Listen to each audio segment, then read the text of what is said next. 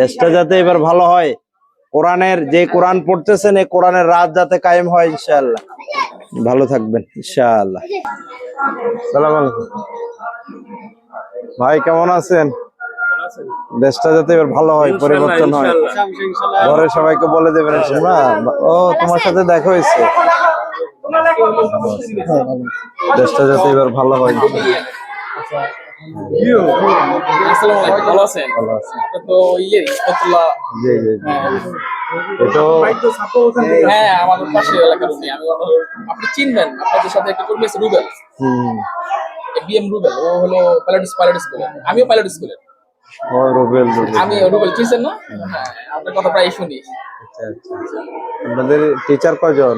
আমাদের টিচার এখন 4 জন, আরেকজন চলে যাবে, মানে আমরা 3 জন। হয়তো বা নতুন নিয়োগে হয়তো। ছাত্র আছে কত? ছাত্র আছে 70 জন।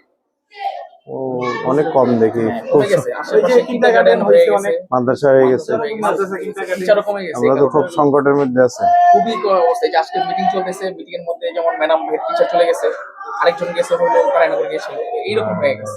আবার নিয়োগ হয়ে যাবে, সামনে নিয়োগ হয়ে যাবে। আপনারা ভালো হন, আমরা যদি সুযোগ হয় ভালো কিছু করবো। অবশ্যই অবশ্যই অবশ্যই। প্রথম হচ্ছে শিক্ষা যদি ঠিক না হয় তাহলে আর কিছু ভালো হবে। এখানে যিনি এখন দায়িত্বে আছে ওনাকে আমার সালাম দিবেন। প্রাথমিক শিক্ষার মানটাই বদলাই।